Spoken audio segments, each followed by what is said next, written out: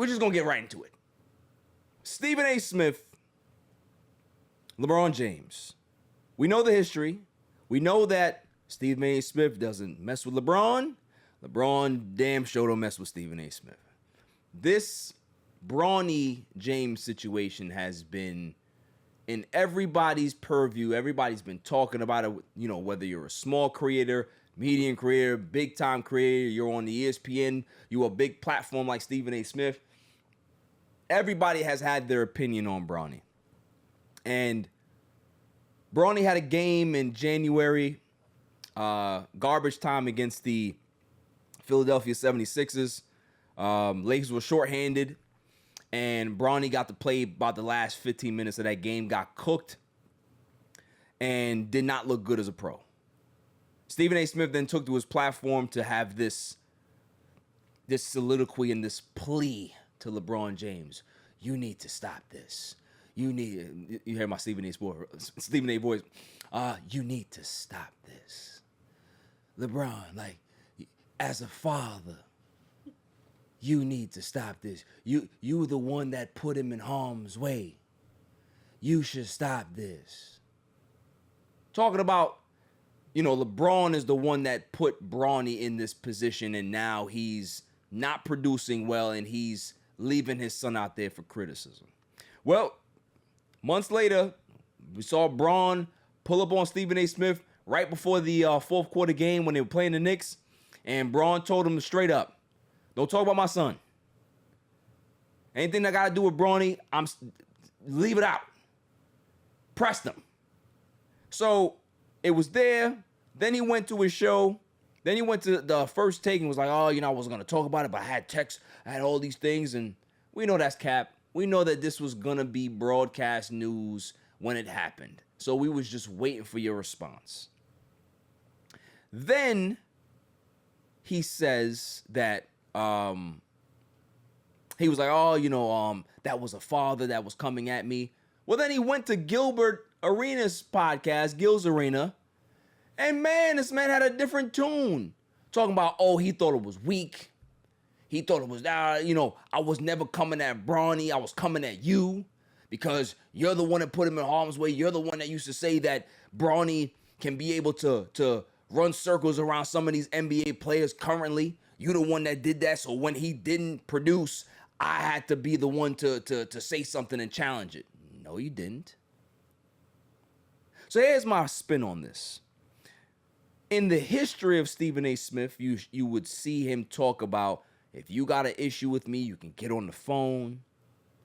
Or if I'm there, we can have a conversation. You can pull up on me. What did LeBron James decide to do, Silent Assassin? Face to face like a man. He pulled up on him. Yeah. So you're going to go call him weak for doing the same thing that you said that people are open to do. So for me, it was real interesting and funny. First off, he was dressed like Martin in the episode where Martin had the fake dog, black turtleneck with the chain on. I don't know what you thought you was coming up there doing, but nobody was intimidated by you, bro. That was weak. That outfit was weak. So my thing is this. Everybody that has criticisms about Bronny and people who hate LeBron, I'm going to say this one thing. As a father, there's no parent on planet Earth, unless you are a piece of garbage, that would not try to put their child in the best situation possible for them to succeed. Bronny was a McDonald's All-American. However you want to feel about that, it doesn't matter. We're not talking about that. He was a McDonald's All-American. He was a top 100, 150 recruit. He went to USC. His career was on a trajectory. He had NIL deals lined up, all of these things. The kid had a heart attack. So that trajectory that he was on got stalled. It bottomed out. LeBron James and Savannah had no idea what was going to happen with their son. So because of that, you have bigger issues. You don't know if this kid is going to be around right? So at that point, now the plan has changed. Instead of staying at SC for maybe 2 years, maybe even 3, now we have to change course because we don't know how much time we do have. Not saying that he's going to die tomorrow, but you have seen your son's mortality in front of you. Anything can happen. I'm going to do the best in my ability to get him to live his dream now. I don't give a damn if he's ready. I'm going to make it happen because I have that power in that position to do so. Every single father or mother on planet Earth that's not a piece of garbage would do the same. So let's be honest. So for the people that don't like LeBron and now that's transferred to his kid, look goofy. He's a 55th pick in the draft. Go ahead and go look at all the picks in that round, even like 4 or 5 picks ahead of him. They're not doing anything in the league if they are in the league. Go look at their G League stats.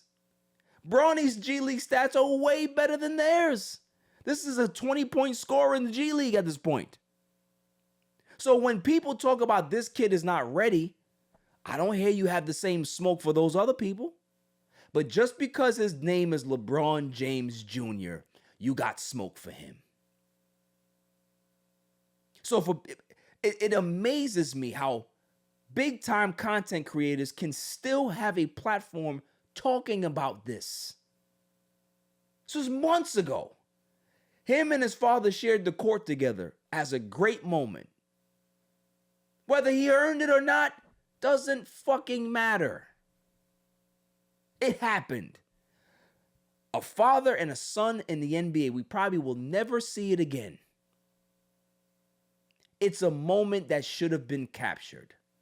This kid hasn't been active in a game since January 20-something or whatever it was.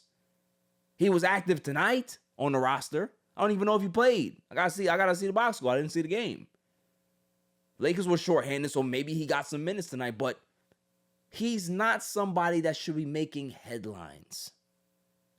What father wouldn't hype up their son and say, yo, I seen Bronny play. I think he can play in the league right now. So that means that because he said that now, you have to keep receipts on that? Goofy. That means that you're hanging on to every word this guy says. You're a fan. Because if I'm not a fan of somebody, I'm not going to hang on to every word they say. If there's news to cover, I'll cover it. That's not news. That's low-hanging fruit. So for somebody like Stephen A. Smith to actually go up on Gil's Arena and look all tough and try to be a tough guy, I didn't see you looking tough in front of LeBron. Talking about, oh, well, I wasn't going to do nothing there because, there was a lot going on, a lot at stake. Like you was going to do anything anyway. So let's be honest.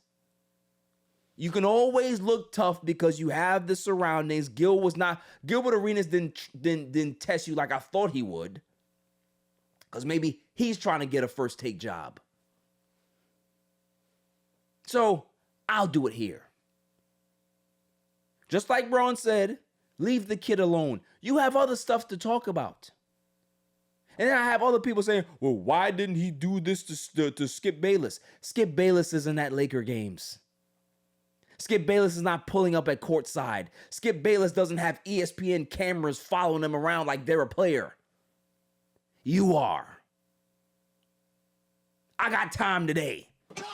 I got time for everybody today.